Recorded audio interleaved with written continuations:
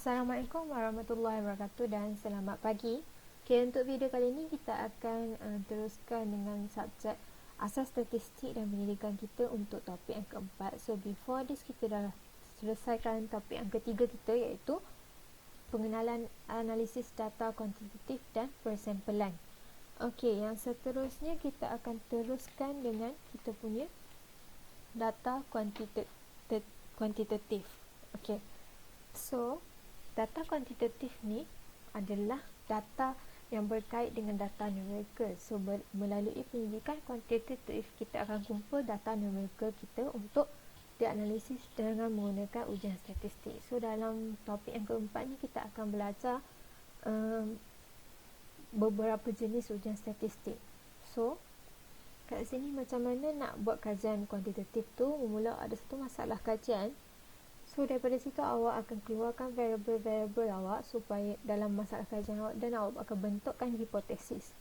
Kemudian lepas awak bentukkan hipotesis ni, awak akan selesaikan masalah awak dengan menggunakan ujian-ujian statistik tu. Okey, daripada awak hasil kajian awak tu digunakan untuk menguji teori, lepas tu nak menguji membina fakta dan juga untuk menyatakan hubungan antara variable-variable awak tadi tu. Okey. Pendidikan kuantitatif ni boleh dilakukan dengan menggunakan kajian deskriptif dengan inferensi. Sebenarnya awak dah belajar dah apa tu deskriptif dan inferensi sebelum ni. So, saya boleh just beritahu secara simple je lah. Deskriptif ni data yang awak kumpul daripada seluruh populasi, macam frekuensi, peratusan, mean, sisian piawai, taburan skor dan banyak lagi. Okey, untuk inferensi pula adalah awak ada satu kajian di mana awak ambil satu sampel subjek daripada populasi secara awak, kemudian awak kumpul data numerikal daripada sampel tadi tu, kemudian awak uji dengan menggunakan ujian statistik, dan hasil kajian awak akan generalize dengan menggunakan awak akan generalize kepada seluruh populasi. Okay, sekarang kita teruskan persediaan data kajian untuk program SPSS. So program SPSS ni adalah satu package perisian ataupun software dalam komputer di mana kita guna untuk analisis statistik. Okey, SPSS ni adalah satu program aplikasi dalam komputer yang ada kemampuan untuk analisis statistik yang cukup tinggi, serta sistem pengurusan data dalam lingkungan grafik dia sangat-sangatlah cekap dengan menggunakan menu-menu deskriptif yang ada dan juga kotak-kotak dialog dalam aplikasi tersebut. So senang untuk kita faham dan faham cara operasi tu. Okey. Nanti saya akan selitkan satu link video untuk awak fahamkan lagi apa tu macam mana cara menggunakan SPSS. Okey. Sebelum tu saya macam secara ringkas, SPSS ni boleh bantu awak untuk menyelesaikan awak punya data. Contohnya tadi kita dah tahu kan, kita untuk kajian inferensi ni kita akan selesaikan kita punya data dengan menggunakan ujian statistik. So, ujian statistik ni kalau kita nak kira dengan tangan sangat-sangat rumit, sebab dia melibatkan data yang lebih ataupun kita panggil jumlah bilangan subjek yang sangat-sangat banyak, ramai. So, untuk buat satu-satu data tu sangatlah rumit. Untuk selesaikan guna secara manual, secara tangan maksud saya tulis. So, kita boleh gunakan kemudahan SPSS ni untuk selesaikan awak punya soalan, untuk selesaikan ujian statistik awak tadi tu. Sebab itulah SPSS ni macam sering digunakan lah dalam bidang statistik ni untuk menyenangkan sistem pengurusan data tu. So SPSS ni adalah salah satu perisian yang popular dalam bidang statistik lah. So antara selain pada SPSS ada lagi perisian lain, iaitu StatGraphic Plus dengan Sigma Stat. So sebenarnya ada banyak lagi. So cuma yang paling antara yang famous ni yang ni lah. So SPSS adalah yang paling famous. Kebiasaan banyak-banyak you guna yang SPSS ni, SPSS dan SAS. Okey. Sekarang saya nak beritahu beberapa, perkenalkan je lah fungsi-fungsi dalam SPSS tu. Okey, fungsi-fungsi ni maksudnya kemudahan ataupun menu-menu yang ada dalam SPSS tu. Bila kita buka SPSS ada apa.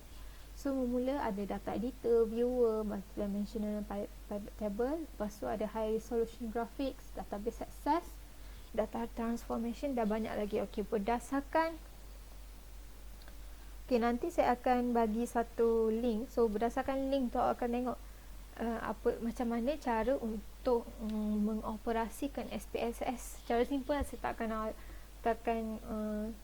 awak tak akan dimaklumkan cara menggunakan SPSS ni secara mendalam. Cuma kau boleh sedia maklum je lah apa tu SPSS, fungsi dia, so macam mana nak guna supaya awak boleh tahu apa function SPSS tu.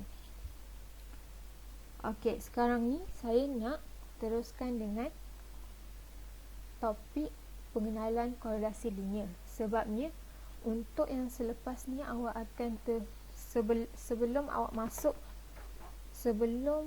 selepas korelasi linear ni akan teruskan dengan statistik kebolehpercayaan instrumen kajian. So statistik kebolehpercayaan instrumen kajian ni sangat-sangat berkait dengan pengenalan korelasi, berkait dengan perkali korelasi. So kat sini saya nak terangkan dulu apa tu korelasi linear.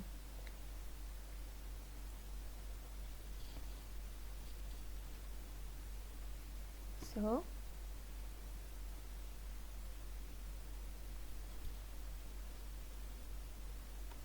korelasi linear.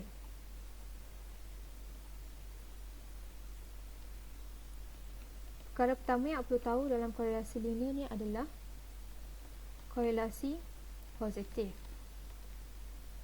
Yang kedua, korelasi negatif. Ketiga, korelasi linear.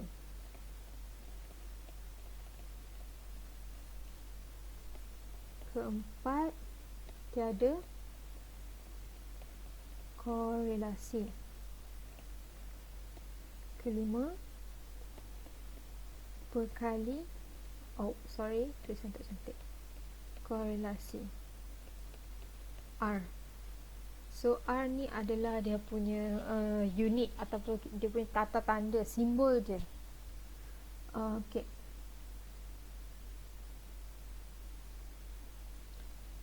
Sekarang ni saya nak terangkan kepada awak apa tu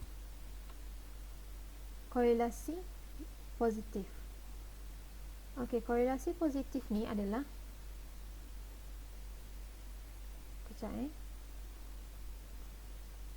So, korelasi positif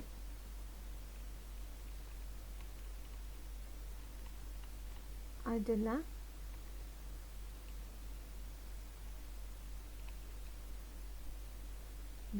apabila nilai X awak meningkat, nilai Y awak juga meningkat. Okey, saya terangkan dalam bentuk graf. Okey, sorry, graf tak cantik sangat. Okey, ini adalah X axis awak, kat sini adalah Y axis awak. So, awak ada data. So, ni data awak tau. Tak cantik.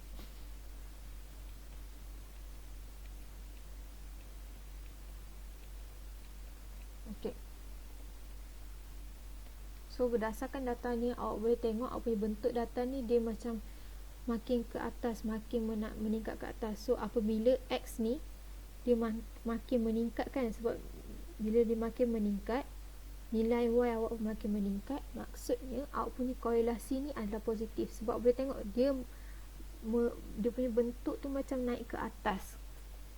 So kat sini awak boleh tengok yang dia punya bentuk ni dia macam naik ke atas macam tu, dia punya bentuk data.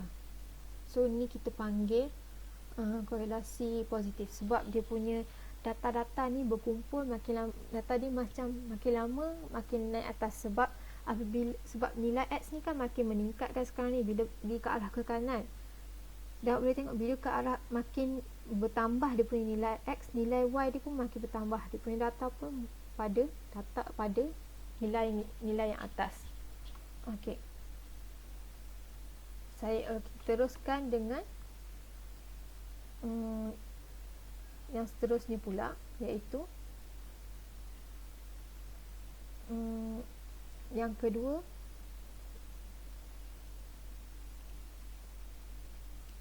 korelasi negatif. So negatif ni dia berbeza dengan positif tadi. So bila nilai X meningkat,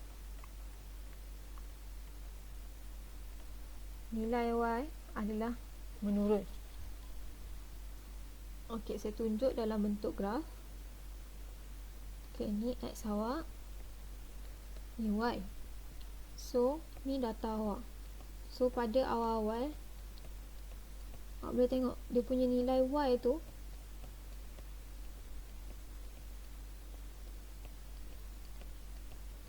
macam makin lama, bila makin ke depan makin menurun dia punya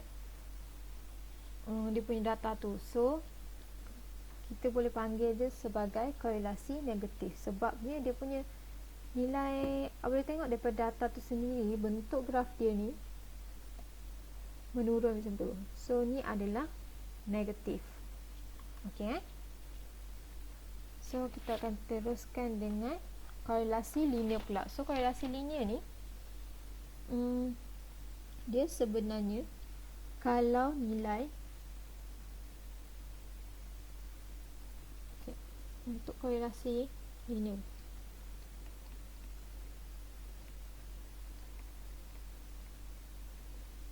kalau nilai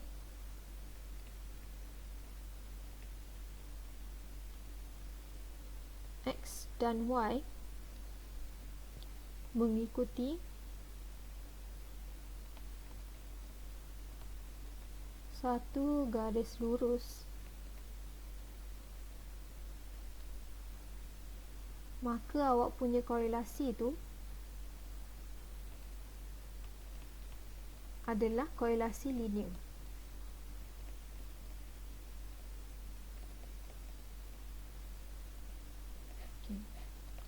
Okay, sorry tau tulisan macam tak cantik sangat. Okay, contoh tadi kita belajar positif dengan negatif kan, korelasi. So kalau tengok yang tadi tu sebenarnya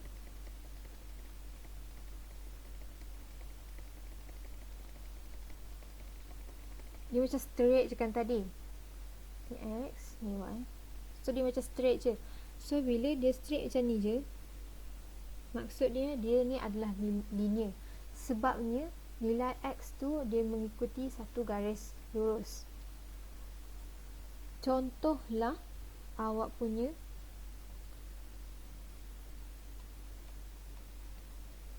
ni adalah negatif, linear tapi negatif.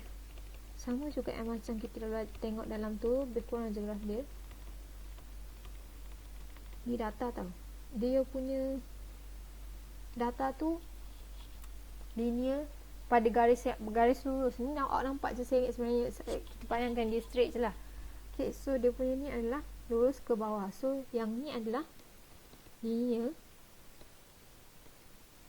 positif sebab dia naik ke atas kan.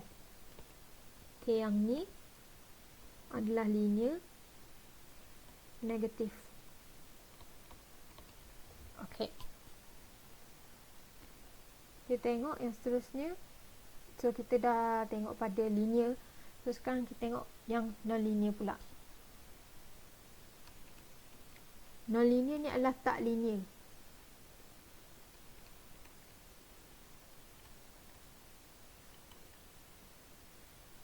Korelasi yang tak linear. Okey, kita maksud korelasi tak linear ni bila kita senang cerita kita tengok pada graf je. Okey, untuk positif kan dia naik ke atas. Tapi awak punya graf ni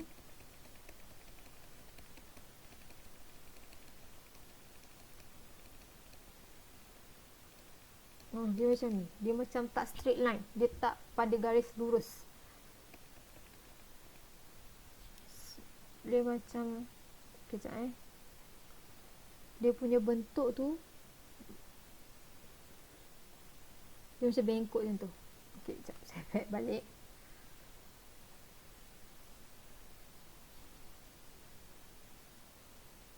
Okey, saya buat balik.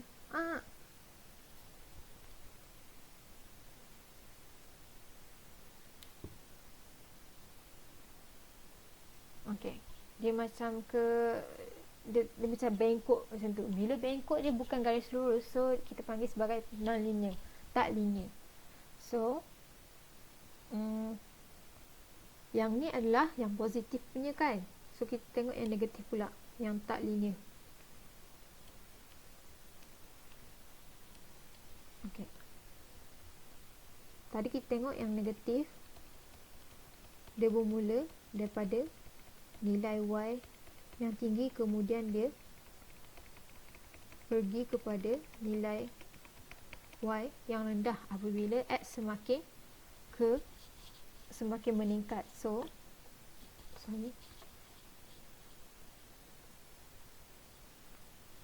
kat sini awak boleh tengok yang awak punya graf ni dia tak linear sebab dia turun ke bawah macam tu. So kat sini kita boleh nampak yang ni adalah tak linear positif sebab dia naik ke atas kan.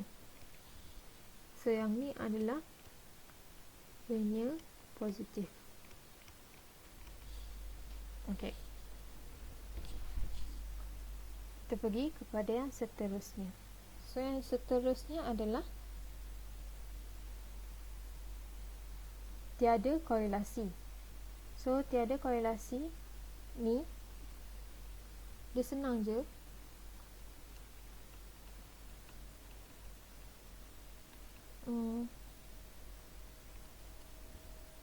Di mana tiada korelasi ni senang bila nilai X dan Y tak menunjukkan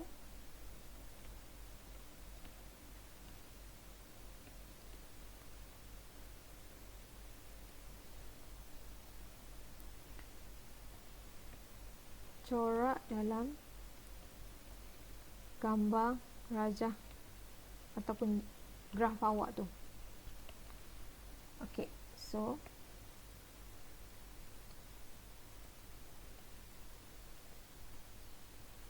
ni X awak.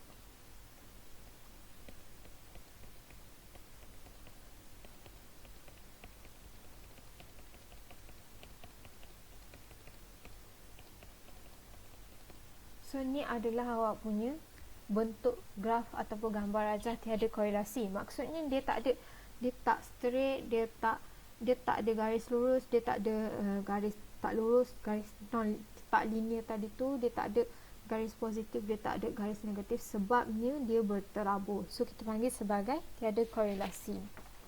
Okey. So kita teruskan dengan perkali korelasi.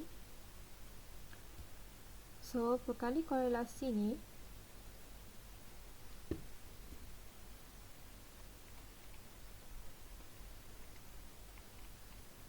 dia punya unit bukan dia punya unit, dia punya simbol adalah R.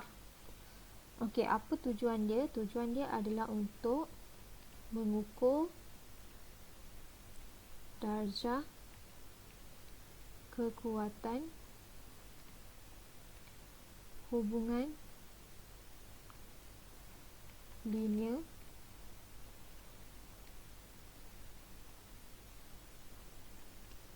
antara dua pemboleh ubah X dan Y. Okey, sifat-sifat dia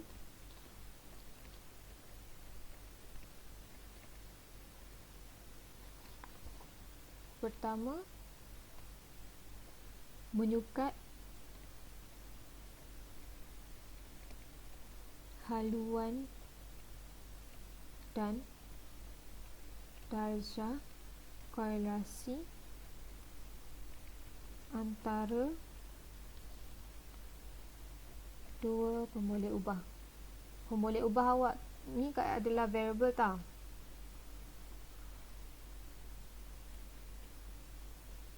Okey, yang kedua, nilai dia sentiasa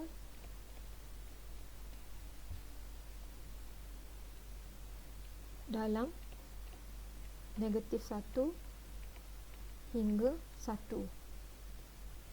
Kiranya antara negatif 1 dan 1. So maksudnya dalam lingkungan negatif 1 sampai 1 tu adalah nilai korelasi.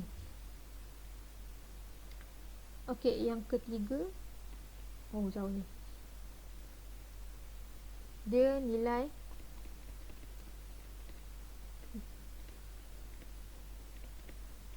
korelasi ni menentukan sama ada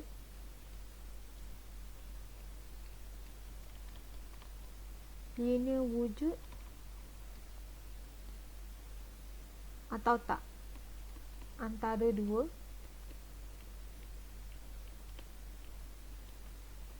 pemboleh ubah tadi tu.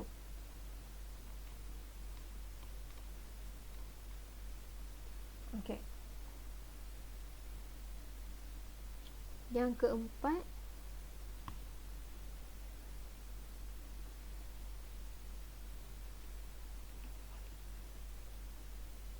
sorry. Dia punya sifat yang keempat adalah tak mempunyai unit. Okey, tak mempunyai unit ni maksud dia macam kalau contoh kita tanya pensel berapa sentimeter, so contoh pensel tu adalah 10 sentimeter. Bukan 10 sentimeter. Pensel tu 10 sentimeter. So panjang pensel tu adalah 10 sentimeter kan. Sentimeter tu adalah unit bagi awak punya panjang kan. Tapi untuk korelasi dia tak ada unit dia. Sentimeter ke unit apa-apa, gram ke, tak ada. Dia tak ada unit apa-apa. So bila tanya berapa korelasi, bagi awak pun jawapan ni adalah nilai dia saja. Contoh 0.65, 0.95 macam tu. Okay, so tata tanda ni adalah simbol dia. R tadi tu, ni simbol dia. Ni adalah perkali, bila kita nampak R ni adalah perkali korelasi. So ingat tu ya. Okey, nilai dia pun kita dah tengok dalam sifat pada nombor yang kedua, pada sifat-sifat yang kedua tadi kan. Nilai perkali ni adalah antara R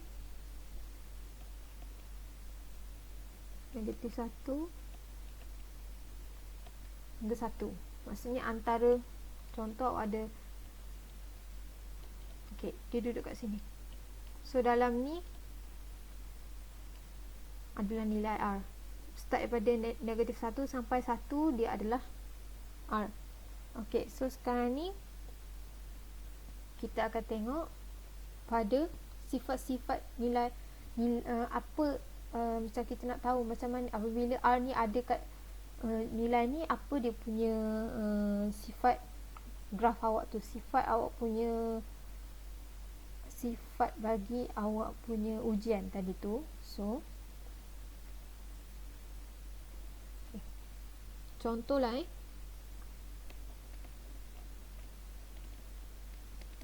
korelasi awak, R awak tu sama dengan negatif 1.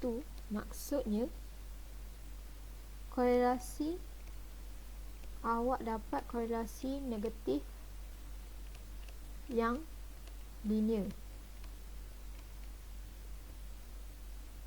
Korelasi negatif yang sempurna. Sorry.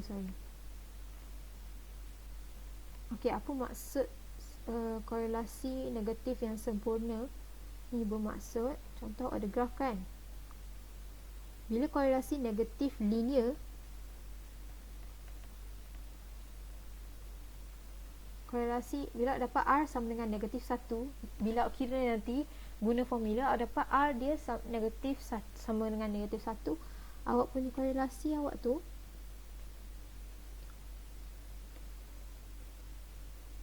macam ni, kiranya sempurna, dia punya ni rapat,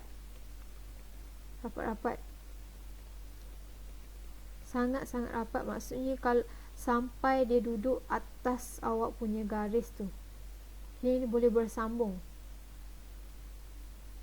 Ni X awak, Y awak kan.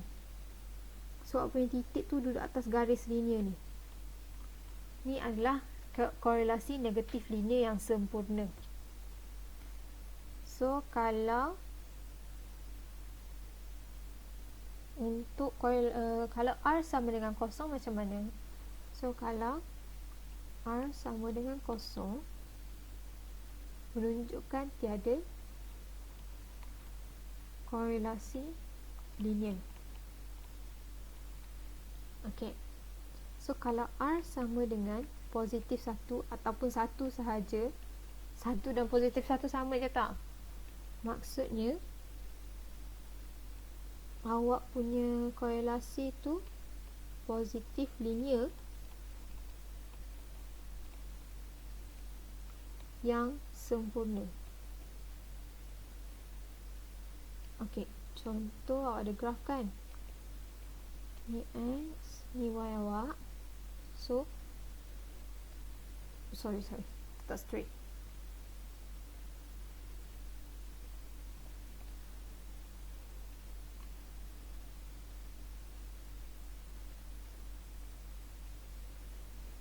Okey, so awak punya data tu betul-betul duduk atas garisan linear ni.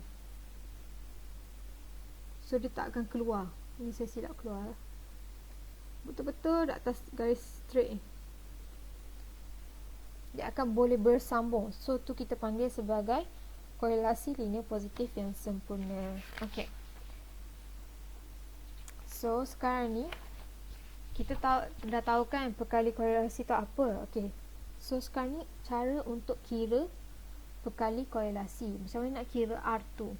Okey, mula-mula awak, kita boleh tengok dia, kita kena tahu dia punya formula dulu. So cara pengiraan korelasi perkali korelasi R.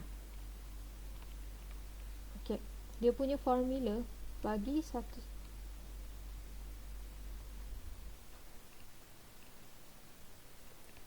sampel N. Ni N ni adalah jumlah sampel awak tu, jumlah subjek dalam sampel awak. Pasangan cerapan. Okey, pasangan cerapan ni apa? Adalah awak punya variable tadi tu. Contoh ada dua variable kan? So awak ada X dan Y. So nak cari nilai R, nak cari perkali korelasi adalah XY SXX darab dengan sorry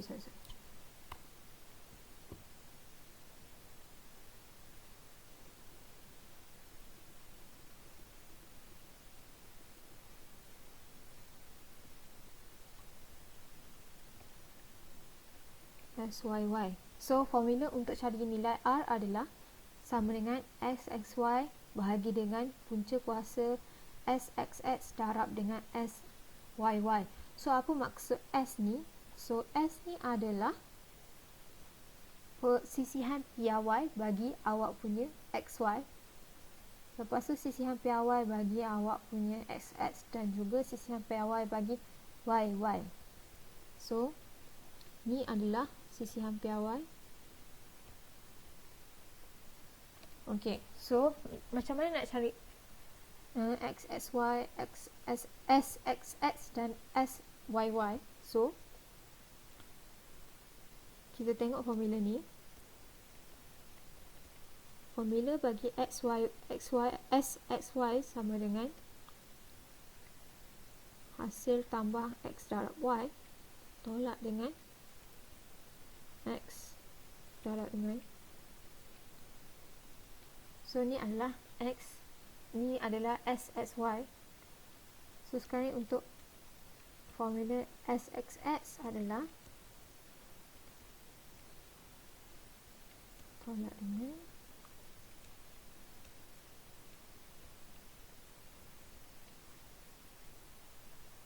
X, hasil tambah X darab dengan awak kena kali dengan kuasa 2, lepas tu awak kuasa 2, lepas tu awak bagi dengan N. So nak cari SYY, ya Allah, ni formula dia. Kalau awak boleh tengok dia punya bentuk adalah sama saja tiga-tiga ni. So sama ada awak boleh hafal satu formula ni sahaja ataupun awak nak hafal semua boleh. Tapi kalau boleh tengok SYY dengan SX ni adalah sama sahaja dia punya formula, cuma ganti simbol sahaja. Maksudnya formula yang sama, cuma kat sini untuk SXX ni adalah X dan untuk SYY adalah Y. Cuma untuk SXY ni dia kena gantikan kat dalam ni macam ni.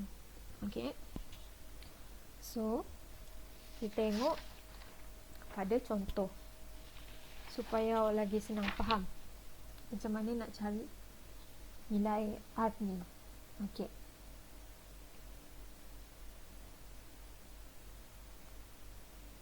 diberi satu contoh di mana awak ada X, di mana awak buat satu kajian, subjek awak ada ataupun sampel awak N sama dengan 8. So subjek awak ni jumlah dia daripada sampel N sama dengan 8. Awak punya variable X ni adalah purata bilangan jualan dalam sehari, bilangan jualan dalam sehari, kolom merah.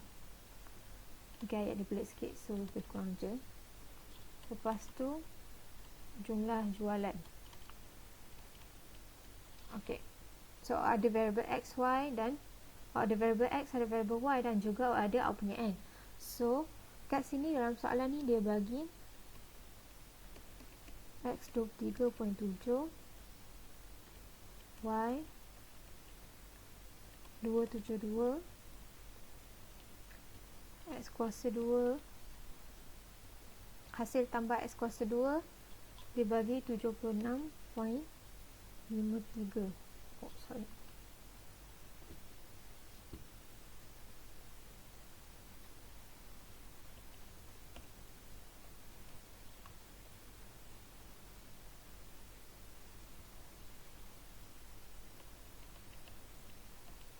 Okay, lepas tu hasil tambah Y kuasa 2 9978 dengan hasil tambah XY sama dengan 866.8. So soalan dia suruh cari nilai R berkali korelasi awak tadi tu. Okay, so macam mana cari R? Ambil formula tadi. So formula tadi adalah SXY bahagi dengan XX darab dengan SYY. So mula awak kena cari dulu SXY dan juga awak cari dulu satu-satu yang ni, lepas tu baru masukkan dalam formula. So kita teruskan dengan cari nilai SXY dulu. So SXY dia punya formula adalah XY tolak dengan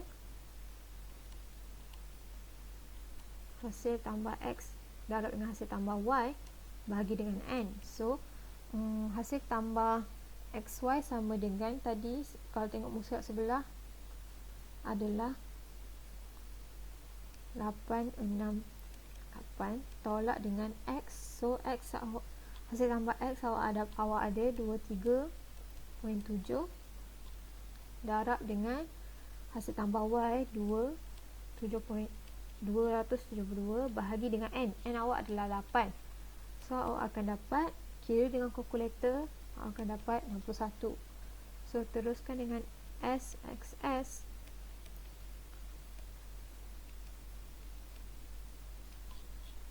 Macam ni, hasil tambah X kuasa 2 tolak dengan hasil tambah X darab dengan kuasa 2 bahagi dengan N. So awak akan dapat kat sini, awak ambil je nilai yang dah ada diberi dalam soalan.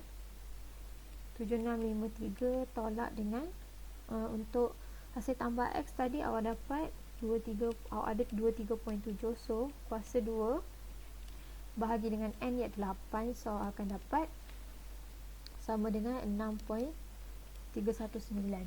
ok, teruskan dengan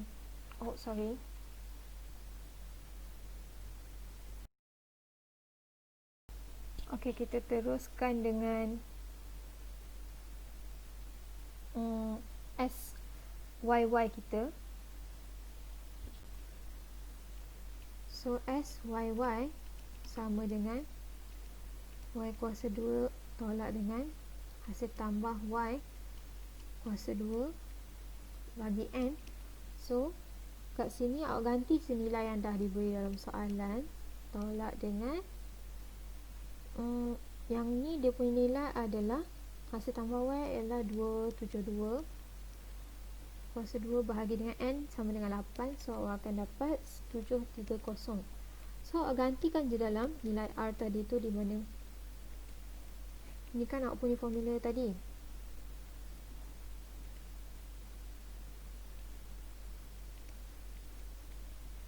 ok, so ni formula awak tadi kan. So awak masukkan SXY awak yang muka surat sebelah, awak dapat 61. Lepas tu awak buka punca kuasa 2. Lepas tu masukkan nilai SXX iaitu sama dengan 6.319 tadi. Lepas tu darab dengan SYY kita iaitu 730. So awak masuk kalkulator, awak akan dapat nilai dia sama dengan 0.898. So settle awak punya perkali bagi perkali korelasi awak. So perkali korelasi bagi soalan awak ni adalah